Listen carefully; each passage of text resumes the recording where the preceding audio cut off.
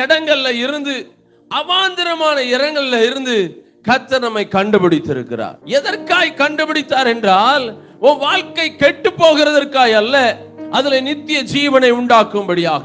நம்முடைய வாழ்க்கையை அழிப்பதற்காக அல்ல, நம்முடைய வாழ்க்கையை அடையாளமாய் மாற்றுவதற்காக.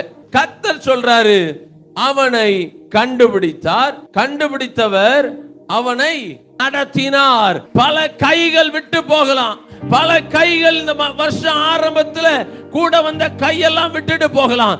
ஆனா ஒரு கை மட்டும் அழைத்த நாள் முதல் கொண்டு, கண்டுபிடித்த நாள் முதல் கொண்டு இதுவரைக்கும் நடத்தி வருகிறது என்றால் அது தேவனுடைய கரம் மாத்திரமே. ஆண்டவரே, எனக்கு எந்த கையும் தேவையில்லை, எனக்கு உங்க கை மாத்திரம் போதும்.